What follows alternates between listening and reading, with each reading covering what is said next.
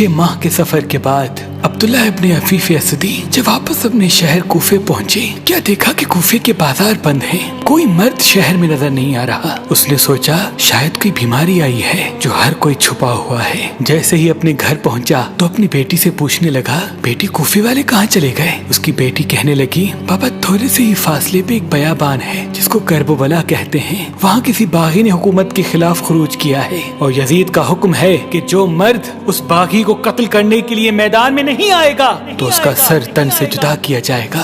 بابا آپ بھی جلدی چلے جائیں، کہیں کوئی مخبری نہ کر دے۔ عبداللہ نے سوچا یہ کون باغی ہے جس کو مارنے کے لیے اس طرح سے لوگوں کو لے جایا جا رہا ہے۔ بالآخر وہ تلوار لے کے جیسے ہی گھر سے باہر نکلنے لگا تو اس کی بیٹی کہنے لگی، بابا جنگ میں مالی غنیمت ملتا ہے، دیکھیے گا اگر یمنی عقیق ملے تو میرے لیے لے کے آئیے گا۔ بس گھوڑے پہ بیٹھ کے عبداللہ کربلا کی طرف روانہ ہوا۔ عبداللہ کہتا ہے جیسے ہی میں کربلا پہنچا تو عصر کا وقت تھا، 10 محرم کا دن تھا۔ میں نے عجیب منظر دیکھا کہ ایک اکیلا شخص ہے جس کو چاروں طرف سے فوج نے گھیرے رکھا ہے، جو بوڑھا بھی ہے، جو پیاسا بھی لگتا ہے، جس کا عبابہ کھل کے اس کی گردن تک آ پہنچا ہے، جس کے جسم پر تیروں اور نیزوں کے زخم ہیں، لیکن کسی شخص میں اتنی ہمت نہیں کہ جو اس کے قریب جا کے اس سے لڑ سکے۔ عبداللہ کہتا ہے کہ میں دیکھوں کہ جہاں وہ شخص گھوڑے کا منہ کرے فوجیں بھاگتی ہوئی نظر آ رہی ہیں۔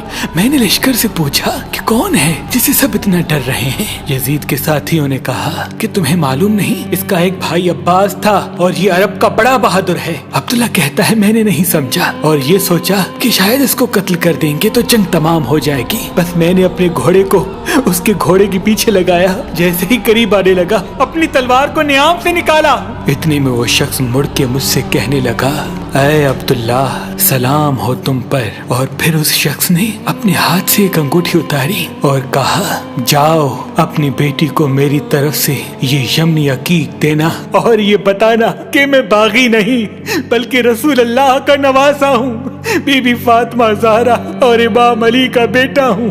عبداللہ ہاتھ جوڑ کے کہتا ہے، اے میرے مولا مجھے معاف کیجیے گا، مجھے معلوم نہیں تھا، اب میں بھی آپ کے قدموں پہ قربان ہوں گا۔ امام حسین فرمانے لگے، اے عبداللہ جاؤ، چلے جاؤ، تمہاری ضرورت یہاں نہیں بلکہ کوفے میں ہے، کیونکہ چند دنوں بعد میری بہنیں بیٹیاں قید ہو کر کوفہ میں آئیں گی، ان کو چادر ہدیہ کر دینا۔ اے عبداللہ جاؤ، چلے جاؤ۔ سلام ہو رسول اللہ کے خاندان پر، سلام ہو امام حسین علیہ السلام کی عظمت پر، سلام ہو ان بیویوں پر جو اسلام کے لیے بے پردہ ہو کے کوفہ و شام کی بازاروں میں پھرتی رہی، کوفہ و شام کی بازاروں میں پھرتی رہی۔